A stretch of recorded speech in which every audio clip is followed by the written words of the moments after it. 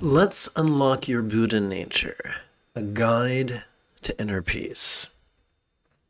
This morning's lesson is drawn from the meditation manual I'm currently writing, Easy Enlightenment. In the name of every English teacher I've ever met, I'm going to put some quotation marks here.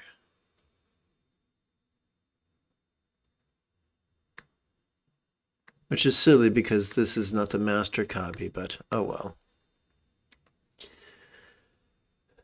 Good morning, Brent.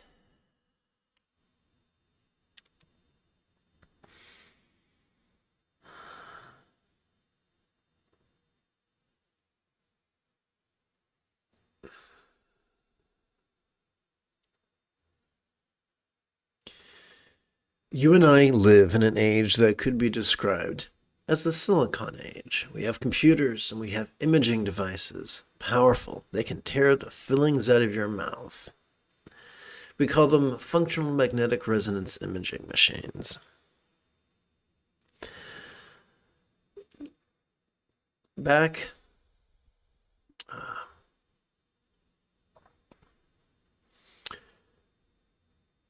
500 years BCE, they didn't have such things. They weren't living in the Silicon era. They were living in the Iron Age. And so they described the mechanism that can help us become Buddhas as our Buddha nature, as our Tathagata.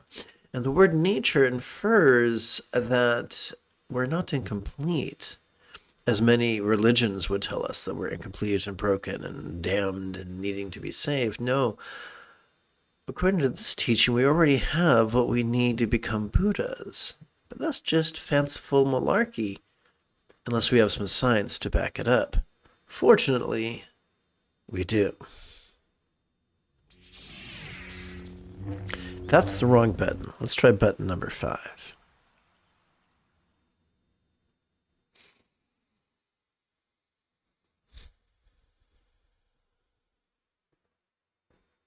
Every complex life form has a sympathetic nervous system that that supports not our destructive concentration that leads to crankiness, but instead supports mindfulness, which makes possible empathy.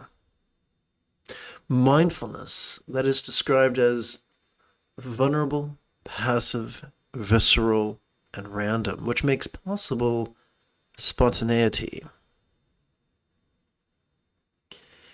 This sympathetic nervous system is ensconced within the thoracic or ribcage region of our central nervous system. Although the artist took some poetic license with the proportions of this diagram.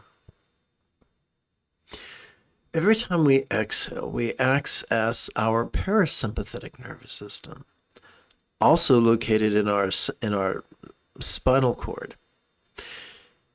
It is located specifically in both the lower lumbar region as well as the tippy top of the cervical region. It is evolved to make possible the physical relaxation and mental release we describe as meditation. It takes the blood that was collected at our amygdala and brings it to our anterior cingulate gyrus, the seat of empathy, that functions as the hub of our mirror neurons, making possible the highest love, which is spontaneous and uncontrived.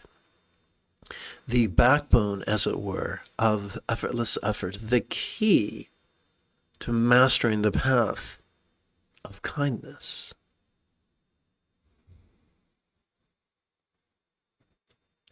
Every complex life form that possesses a sympathetic nervous system, a parasympathetic nervous system, and an anterior cingulate gyrus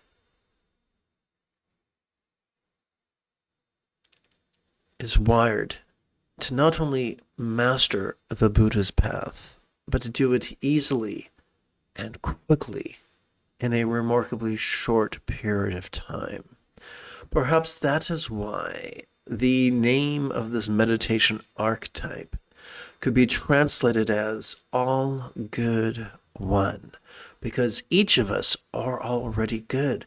We have the equipment that makes us capable of good mindfulness. We have the equipment that facilitates good meditation.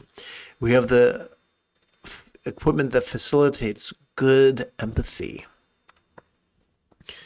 There is an extreme minority of people who are born with a type of antisocial personality disorder, a cluster B personality disorder that used to be called psychopathy. These are the people who grew up literally torturing animals to death and would eventually move on to humans. These are, just as Aesop taught of wolves in sheep's clothing, these are monsters that look like humans. I don't know of a way to, there's a word that begins with rehabilitate. I don't know how to rehabilitate someone whose anterior cingulate gyrus is not wired correctly. I would love to know how. If you're a neuroscientist and you know methods to actually rehabilitate this and rehook this up, please connect me. I would love to hear about that. But in my limited knowledge, I know not of a way of doing that. But most of us, the vast magnitude of humanity is wired to master the Buddha's path quickly and easily. Let's make this a reality together. I look forward to chanting and meditating with you after approximately 30 seconds of housekeeping. This is Lama Jigme Gyatso of the Buddha Joy Meditation School. For more than 30 years, I've spent more than 8 hours a day, every day, studying, practicing, mastering, and reverse engineering the teachings and techniques of each sect of Buddhism so that you would not have to. Welcome to Meditate Like a Jedi, which is made possible due to the generosity of viewers just like you.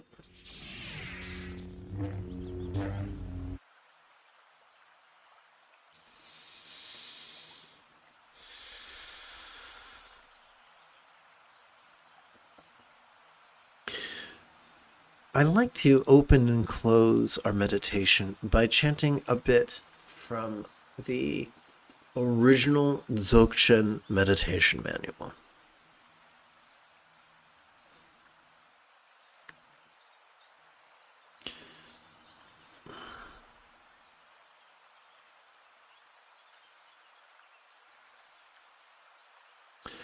Oh, come on, coordination, don't fail me now. Here we go, together let's chant. Meditation is relaxing without seeking, in the Dharmata's mastery of awareness and letting go that does not appear visibly. Here, in the 7th quatrain, we learn that meditation is comprised of physical relaxation and mental release.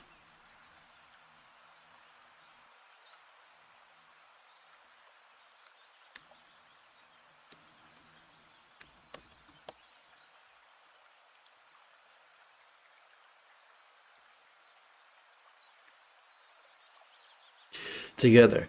If one actively searches either for the Dharmata or for something in it, the natural condition will never manifest. Without vulnerability, passivity, and spontaneity, passive awareness is not passive awareness, but instead degenerates into active concentration, the antidote to happiness and good fortune.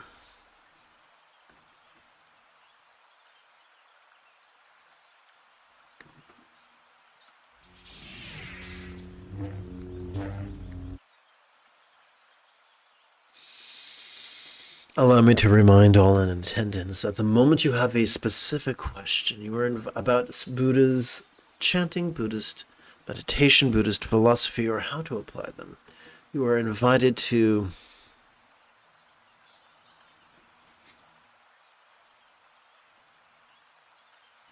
type your question in great detail in the chat window.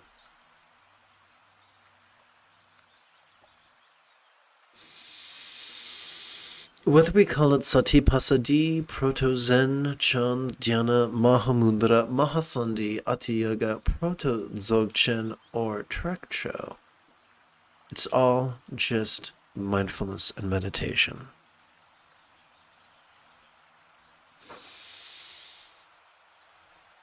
As I touched upon during our opening lesson, we're going to begin with the idea of mindfulness and the tissues which make it possible.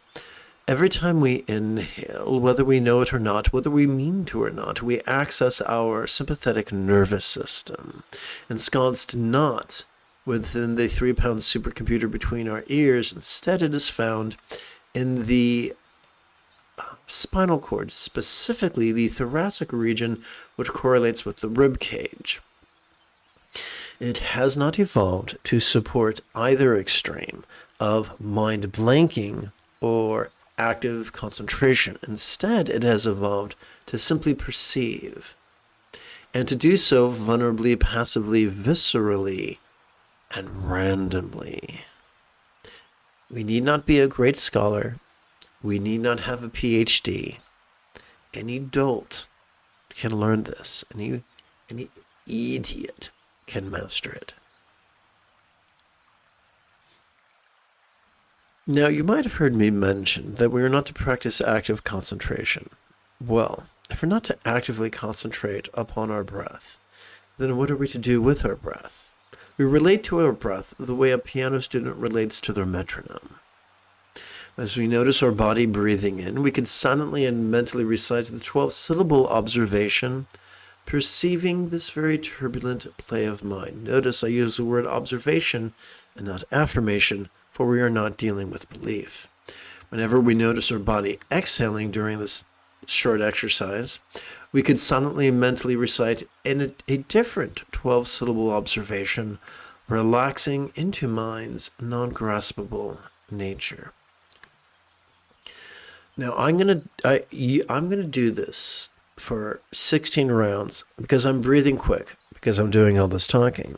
Since you're not, most likely, you can probably keep up with me in just 12 rounds. Keep up with me chronologically in just 12 rounds. So let's take a moment to review how to keep track of that. Enter Bengali crease counting. Consider, if you will, your left hand. Upon each finger, there are 3 to 4 places we could count. We could count our 3 sets of creases, if we wanted to count to 12.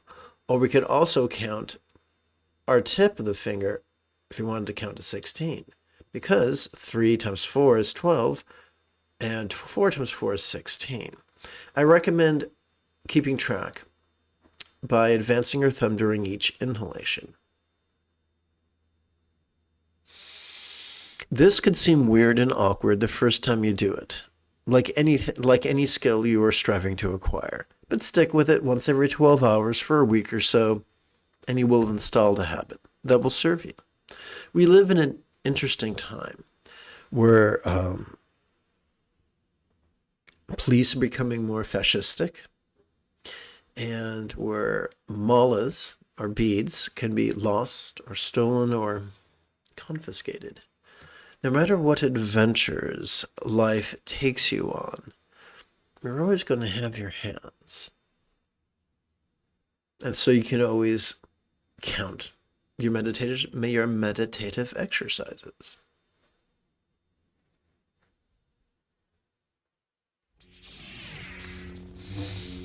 Let's practice.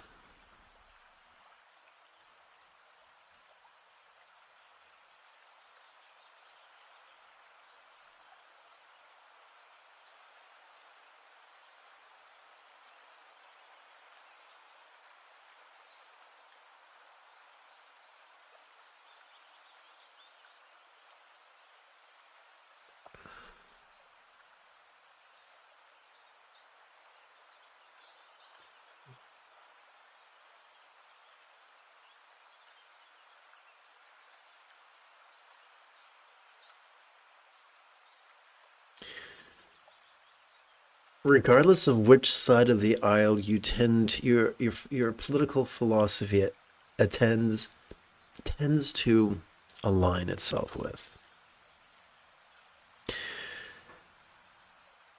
One only has to read the news to learn that in various states, various legislators are striving to undermine the First Amendment, making peaceful protesting illegal, making certain apps people use on their phones for political activism, making those illegal. A British politician once quipped, "In democracy, the people choose their politicians. In fascism, the politicians choose their electorate." We're living in a time that is tumultuous. It is an opportunity for great degeneration or great evolution.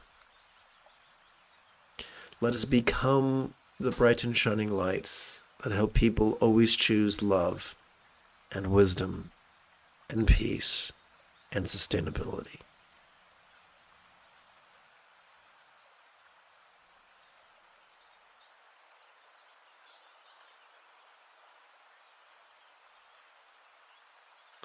It is said we live in a representative democracy, but state and national representatives are voting in a manner contrary to the wishes of their electorate. This is a time of great turmoil.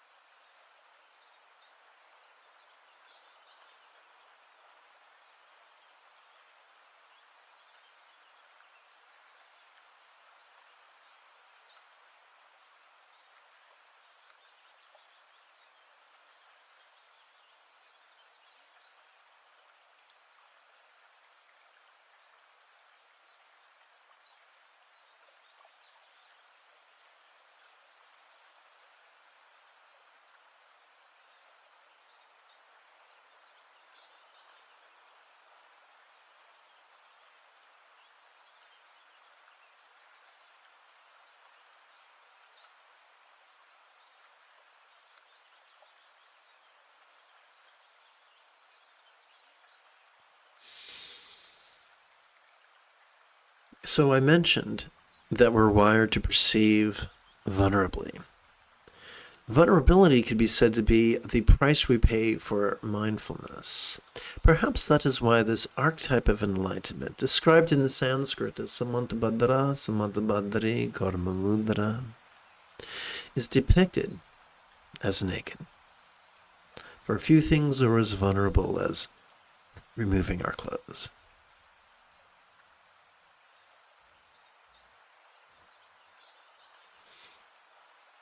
We've dipped our toes in the kiddie pool of mindfulness. Let's wade out a little bit deeper. As you already know, allow me to remind you that we are wired to notice sights, sounds, sensations, flavors, scents, and the like. We are also wired to notice emotions, intentions, thoughts, memories, and imaginings.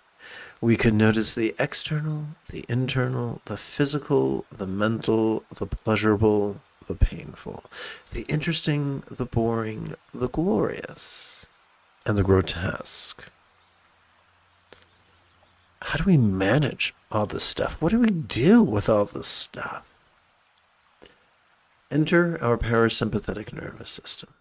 Every time we exhale, whether we know it or not, we access the parasympathetic nervous system, ensconced within the lower lumbar region, as well as the tippy top of our spinal cord and is evolved to support, just as I mentioned a few minutes ago, our physical relaxation as well as our mental release. Every time we relax into our exhalation, whatever we noticed during our previous inhalation could begin to feel less graspable. Now, since all complex life forms on this planet have evolved to think symbolically, let's introduce some figurative language. Let's sprinkle some figurative language.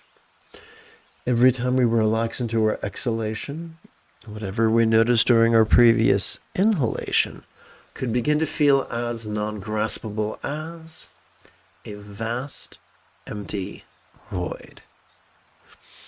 Any English teacher worth her salt will tell you that a simile is only as effective as it is relatable. So what is a real-world example of a non-graspable, vast, empty void? How about the illusion of the infinite azure sky, which, although could seem quite tantalizing to the eye, is utterly non-graspable to the hand. Perhaps that is why this archetype of meditation, described in Tibetan as Kunduzang Po, Kunduzang Mo, Yabyum, is depicted as being translucent and non-graspable, like a rainbow. During our next set of exercises, during our inhalations, let us please silently and mentally recite sitting tall, thus reminding our bodies to generate a vertical traction between our tush and our head. During our exhalations, please silently and mentally recite the 3-syllable verb relaxing.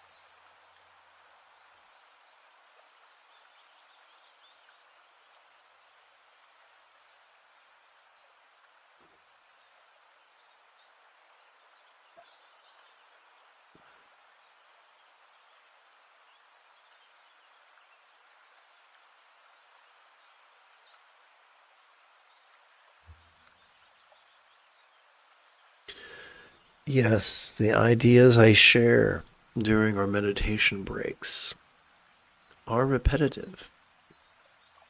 That is how you learn them. That is how you master them.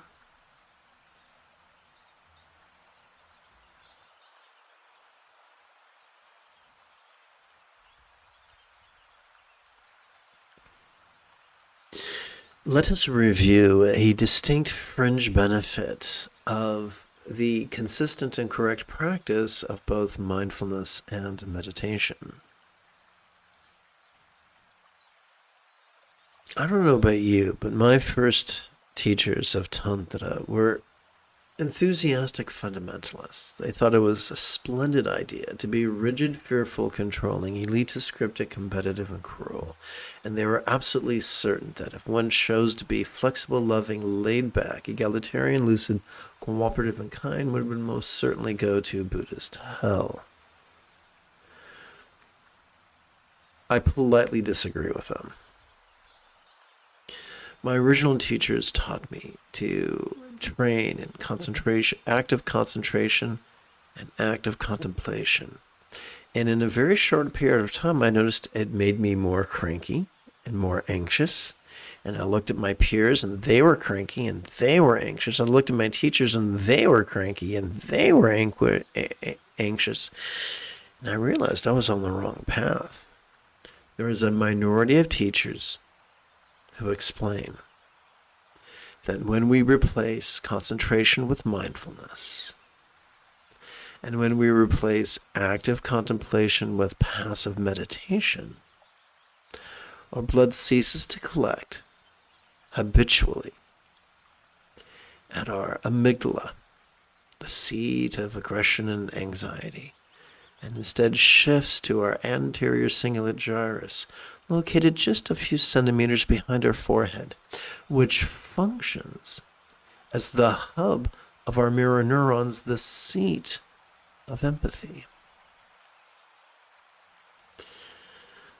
It should come as little surprise that the great Dzogchen Lamas of Tibet have always insisted that the highest love is not the product of contrivance, but instead spontaneously arises from our practice of mindfulness and meditation.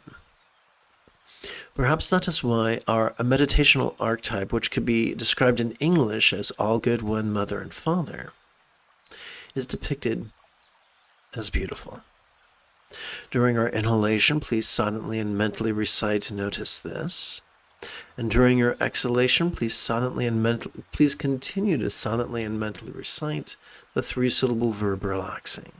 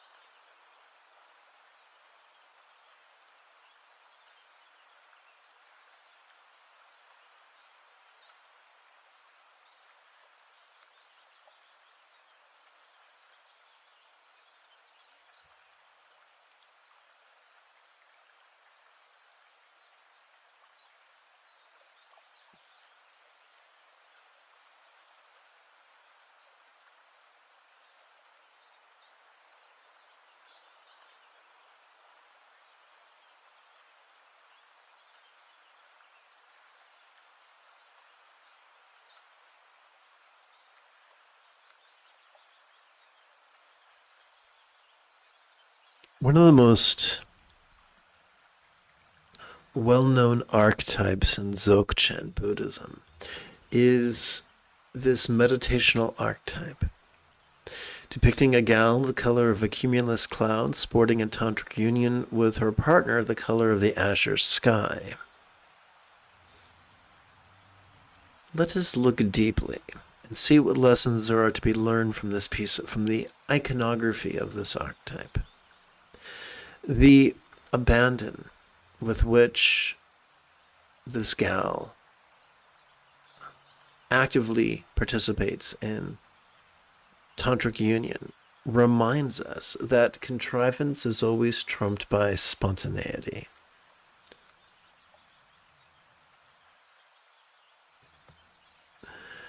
Now let us consider her partner. He too seems to be participating in tantric union, but in a very passive manner. This reminds us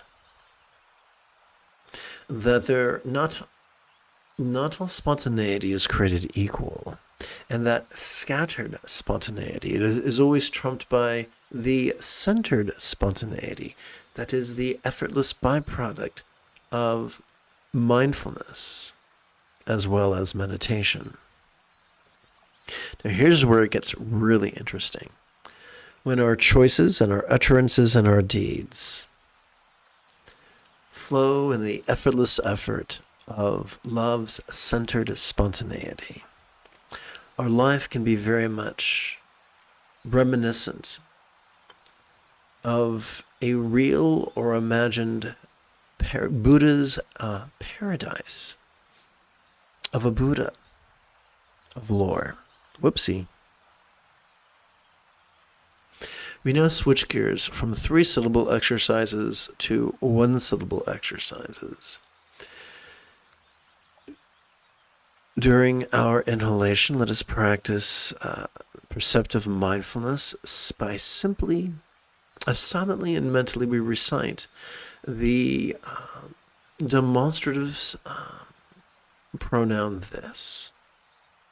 And let us practice releasing meditation as during our exhalation, we silently and mentally recite the 1-syllable verb ease, which functions as a synonym of relax.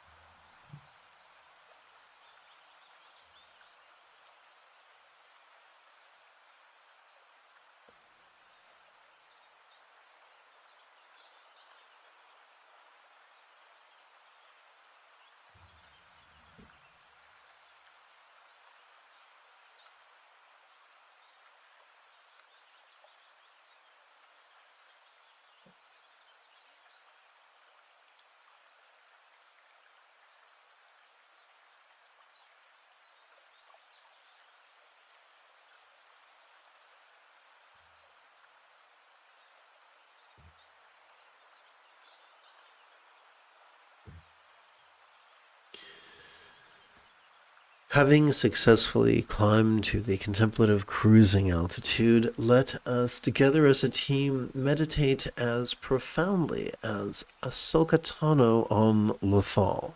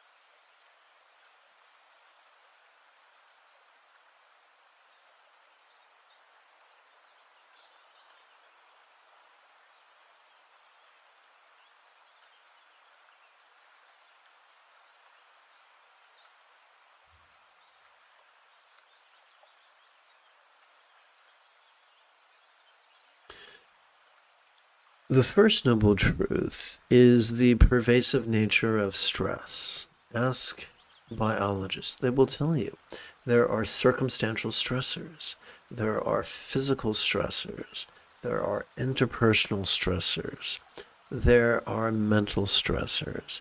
There are some people who would say, oh, stress is an option. If you just believe what I tell you to believe, you'll never feel stress. Malarkey.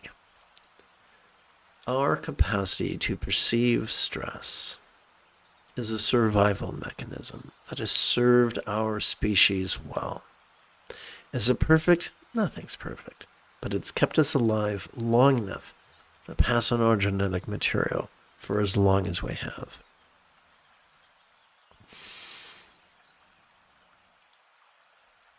Stressors are not an indictment. They are an invitation to grow and evolve, but they are not an indictment.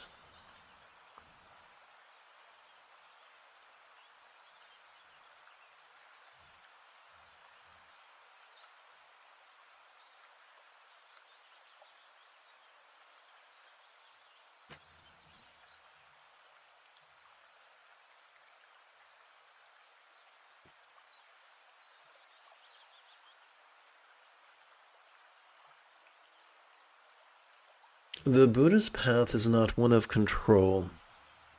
It's not one that endorses being controlling, but endorses being laid back.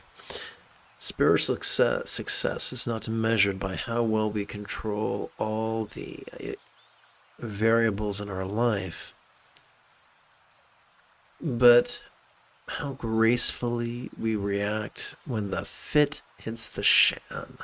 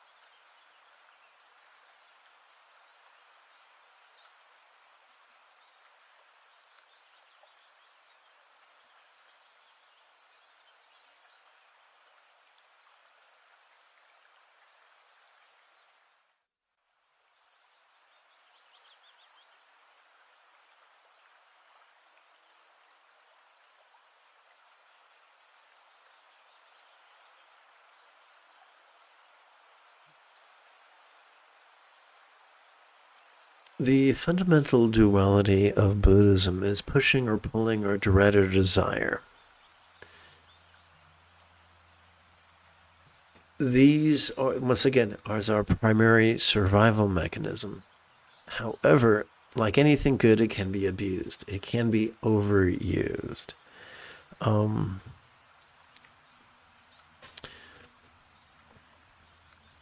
That's why we've learned mindfulness and meditation. Through mindfulness and meditation, we can experience the duality that some thoughts are dull and others are sharp.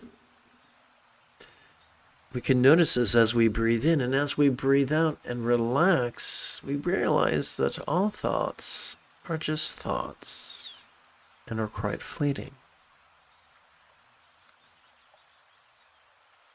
As we breathe in, we might notice that some memories are dull and kind of like an impressionistic painting by Monet, and others are sharp, like a painting by Norman Rockwell. But as we relax into our exhalation, viscerally we can begin to feel that memories are just memories. This is not a philosophy. This is not a belief. This is a yoga of working with our autonomic nervous system in a skillful way.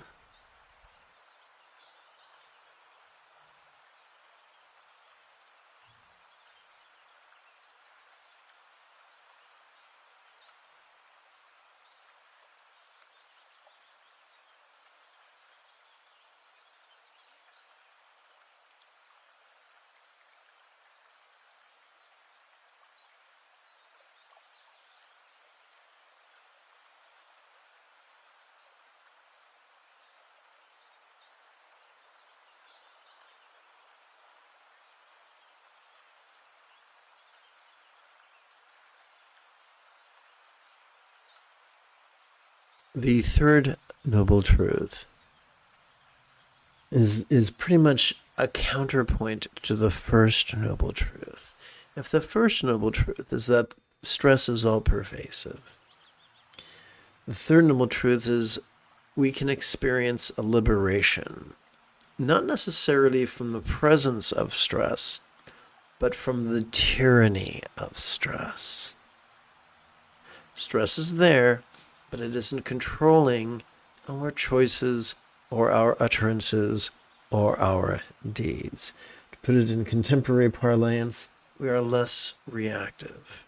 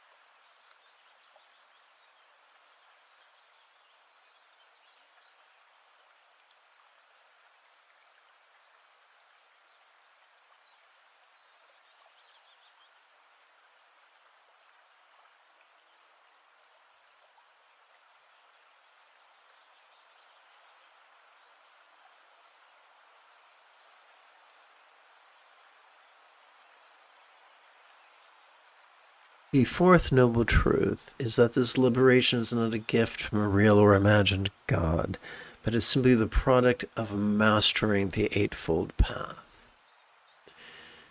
What if enlightenment was as simple as mastering the Eightfold Path? It wasn't spooky, it wasn't supernatural.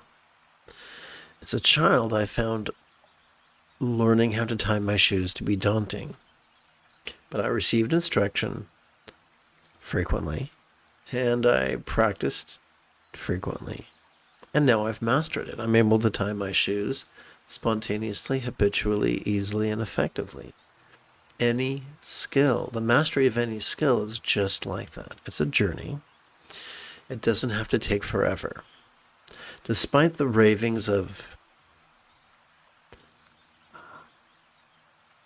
the weak-minded or the elitists, it doesn't require the length and time equivalent to the birth and death of 3 universes.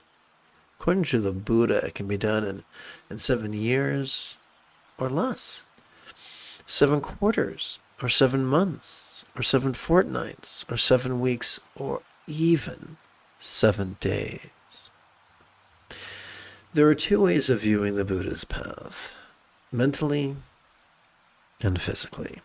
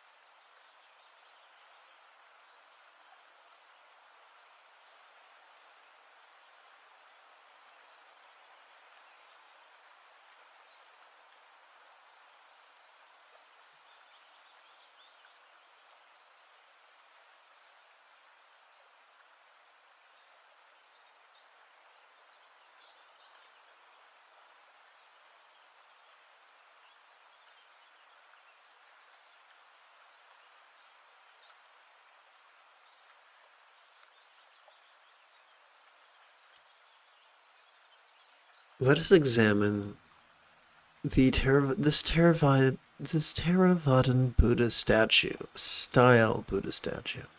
Notice the legs are not grotesquely forced into a pretzel shape.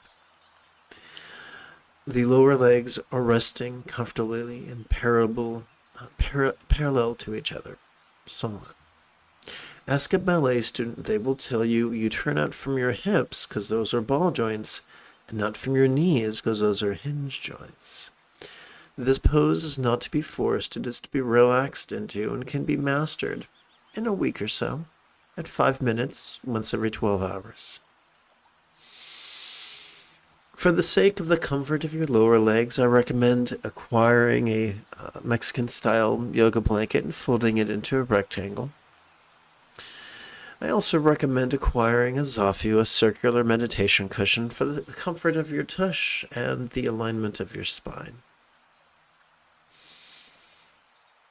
Most of us have smartphones replete with timers, and I recommend setting your timer so that you can train in sitting, beginning 5 minutes once every 12 hours the first week, 10 minutes once every 12 hours the second week, 15 minutes once every 12 hours the third week. Progressing thusly, by the conclusion of the 15th week, your body could be conditioned, as well as your schedule and your mind and your relationships, to thrive in the presence of your twice daily sitting. If during those 5 minutes you also participated in either one of my live streams or one of my recorded live streams here on YouTube, that would also help you with your mental training.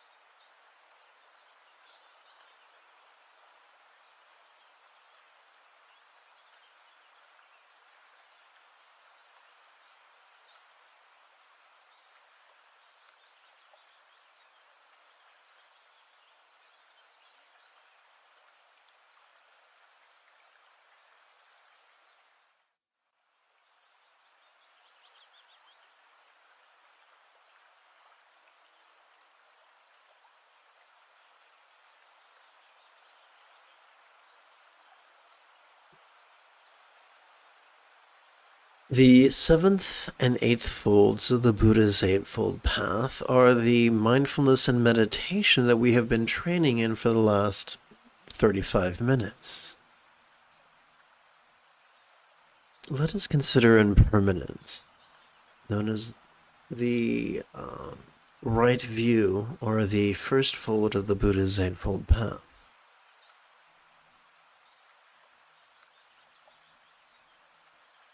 With the changing of the seasons, we see the impermanence of a year. With the waxing and then the waning of the moon, we see the impermanence of a month. With the rising and the setting of the sun, we see the impermanence of a day.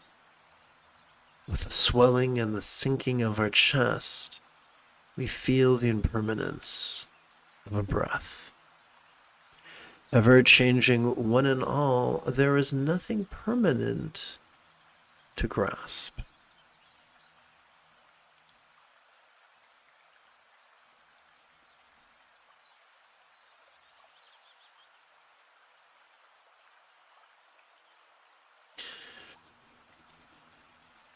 The mindfulness of every inhalation is the arena, the movie theater, in which we see the ever-changing nature of our perceptions, emotions, intentions, thoughts, memories, and imaginings. This is something we would not see if we were bound up in the trap of active concentration. It is something we would fight against, not something we would learn from.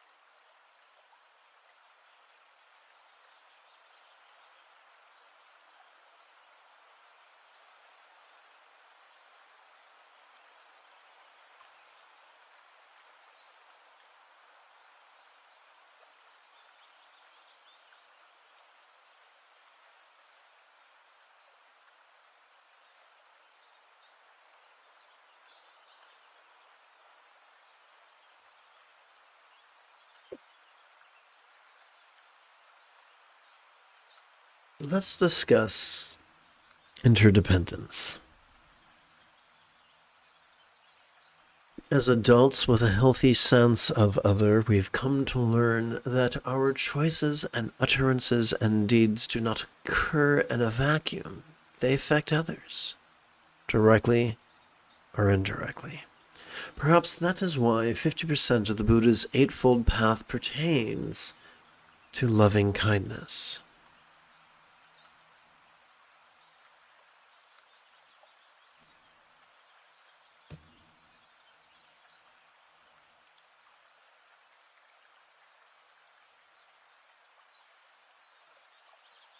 Good morning, James.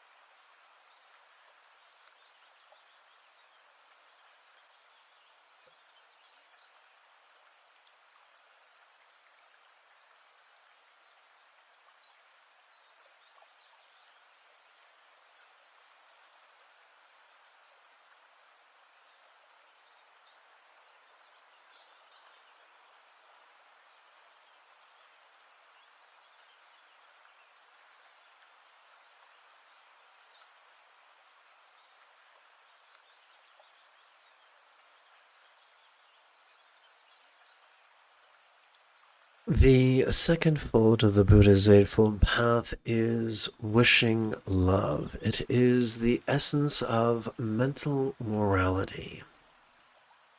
And it is fueled by it is the spontaneous overflow of our mindfulness and our meditation.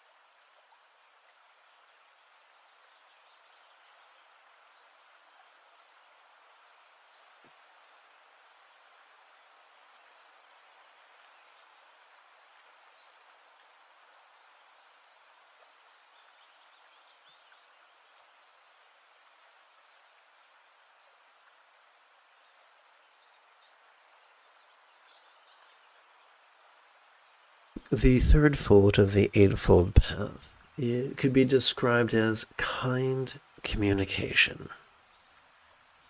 One of my teachers many years ago taught that we should speak the truth gently.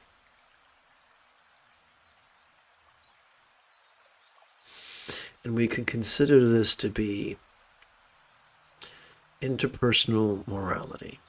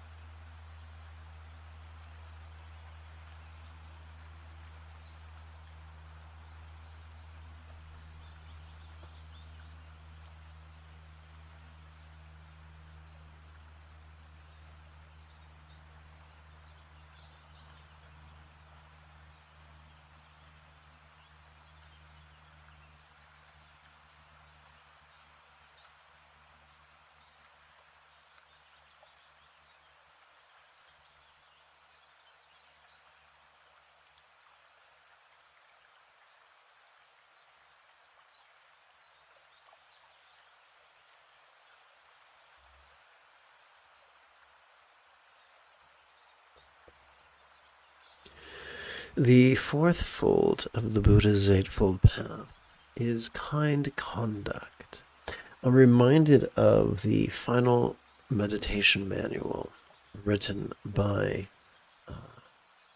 the late Karma Chakme Rinpoche of Tibet, who insisted that the essence of the Praktimoksha vows is simply non-violence.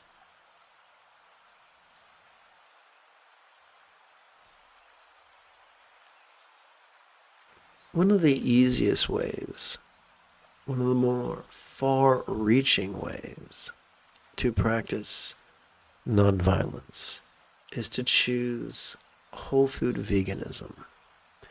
Veganism, because it reduces the amount of murder we commit, or the amount of murder that we are paying others to commit on our behalf. It grossly reduces the amount of exploitation we are directly or indirectly responsible for, which is a good thing. Whole foods keeps us from being violent towards ourselves. The consumption of whole fruit, whole vegetables, whole greens, whole seeds, whole nuts, whole legumes prevents needless suffering and avoidable health crises, which make us a burden to others and undermine our own spiritual training.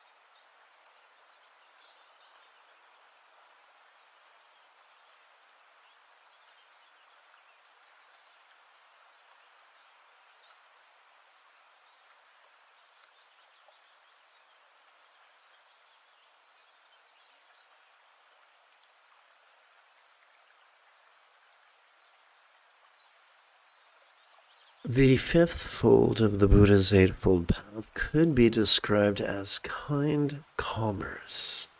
What could that look like? Let's not be the proverbial Karen who stomps across the countryside trying to get people fired. Let's not act like the proverbial Chad who traipses across the countryside trying to put other concerns out of business. Instead, let us devote ourselves to kindness and cooperation.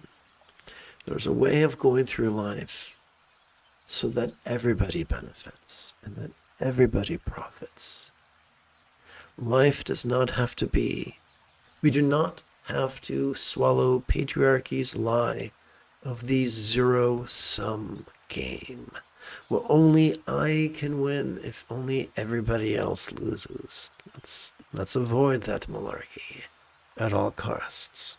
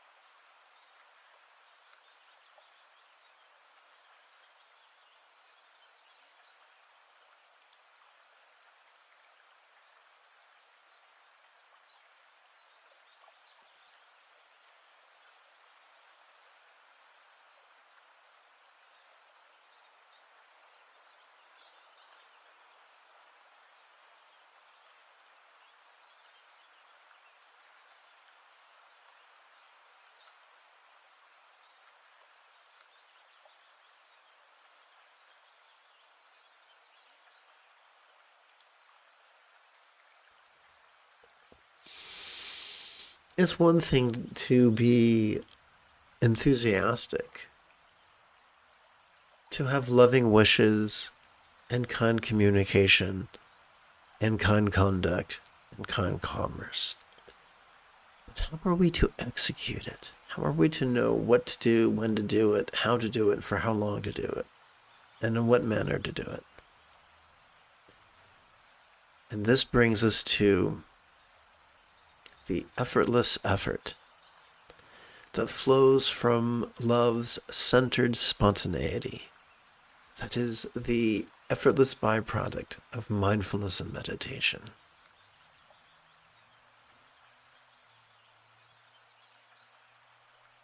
Once we ask, am I in centered spontaneity or not? It's easily remedied after just a few minutes of meditation. The more we meditate twice daily, the more we will find ourselves flowing from centered spontaneity. That doesn't mean that everybody is always going to agree with our choices. It doesn't mean that centered spontaneity is a license for defensiveness or narcissism.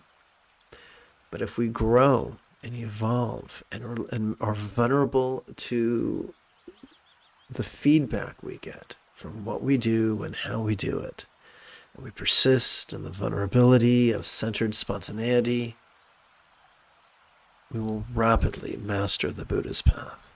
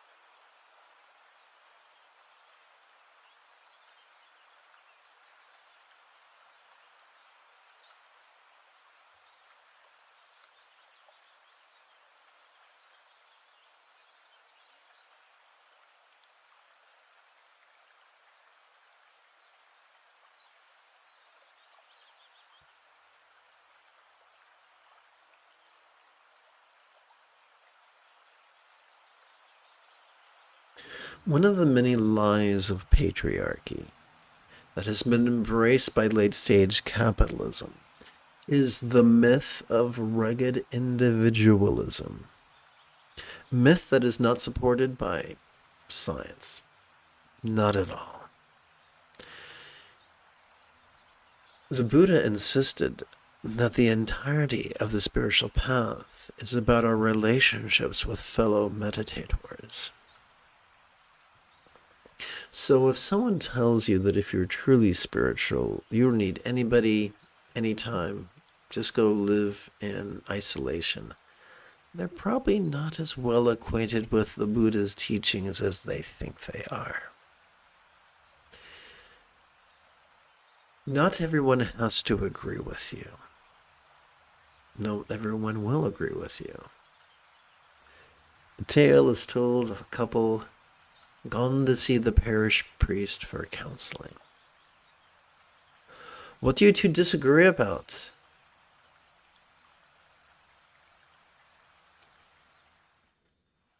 The wife pipes up, oh, we agree with each other on everything.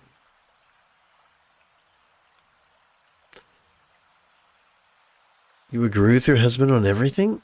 I do. The parish priest turns to the husband. What else does she lie to you about? People are going to disagree with us. That's fine. But surround yourself with kind-hearted people who treat you with respect. And for whom you can respect in turn.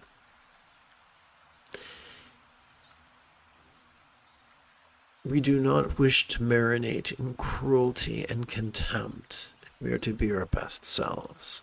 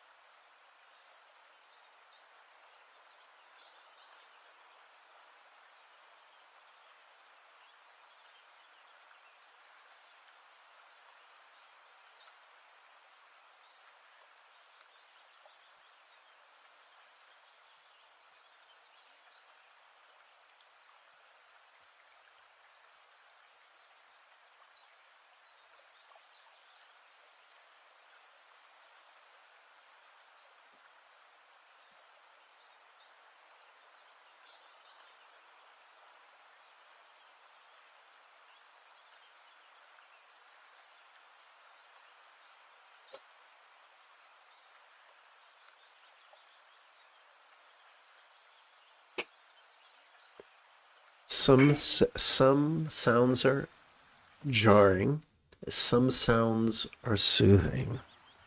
As we relax into our exhalation, all sounds are simply sounds.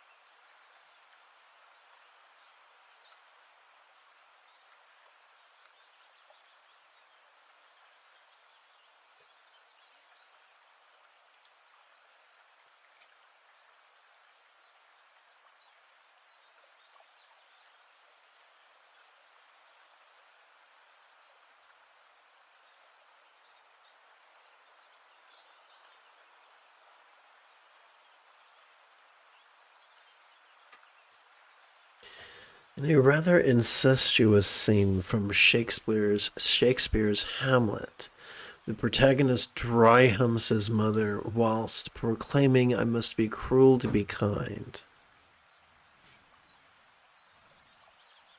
Let us not buy that bullshit. Once we've mastered the path, wish to help others, let us not chase them about with Buddha's techniques, but rather live our lives in such a way that people are drawn to us like moths to a porch light. Let us instruct those who want our instructions gently and respectfully.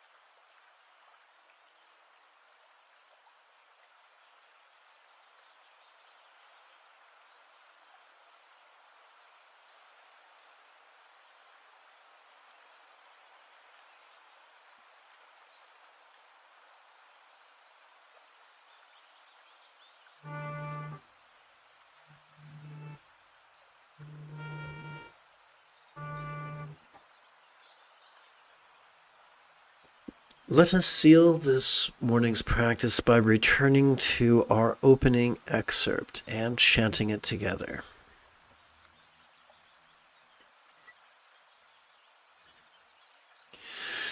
Meditation is really relaxing without seeking. In the Dharmata's mastery of awareness and letting go that does not appear visibly. If one actively searches either for the Dharmata or for something in it, the natural condition will never manifest.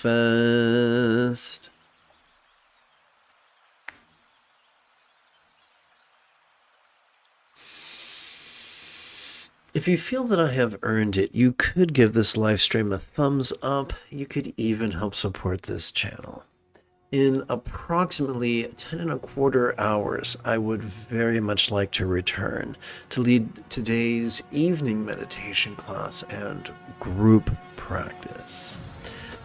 And if you are as geeky as me, may the Force be with you always.